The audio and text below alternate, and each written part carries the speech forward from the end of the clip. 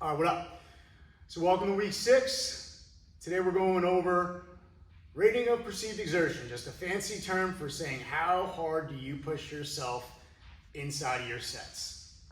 That's it. So this scale that some dude created is on a scale of 1 to 10. 1 being you're barely even showing up, 10 being you're going balls to the wall. Now, if you want to see long-term results, you want to see muscle growth, you want to see actual changes on your body, you'll probably have to fall in that 7 to 9 range. To the point where you can probably do maybe tops 1 more rep. Your heart rate's going up, your muscles are burning, and you've gotten to the point where you actually have to slow your form down like I talked about last week in order to maintain integrity through that exercise. This stuff is hard, okay? And I'm asking you to push yourself because otherwise you'll maybe maintain muscle mass, but you won't grow it. And we tend to lose muscle mass as we get older, so you gotta push yourself. Okay, but understand that your ability to push yourself inside of your sets will grow as you become a more seasoned lifter.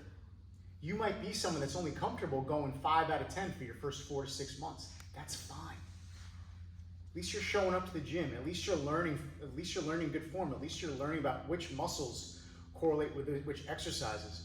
Know that over time, though, you will want to push yourself harder, and that's the dope part about this stuff. You only get better the longer you stay with it. Okay, and understand on top of all that certain days you are not going to want to show up, and that you're going to want to not have to push yourself as hard. When it comes to that, I recommend you work on muscle groups that aren't as demanding. For example, if I did a bicep and tricep workout, easy as cake. I'm only moving 1 joint. That's it. I don't even have to think that much because I'm just like an animal, just up and down here. But if I have a leg day and I have to do squats and lunges and lift heavier weight, that's gonna be a whole nother beast. So maybe certain days where you're not feeling great, go out of order. Maybe do your day 3 on Monday. Maybe do your day 1 on Friday. That's all good. Okay, but that's really all I wanted to talk about here.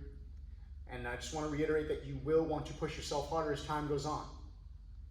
Now, there are supplements like pre-workouts that give you caffeine. Caffeine is known to allow people to push harder.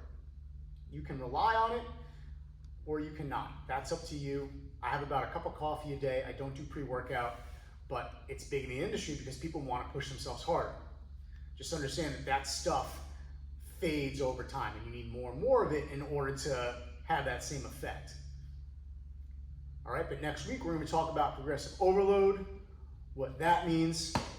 But besides that, get into that 7 to 9 range if you can, and enjoy the gains.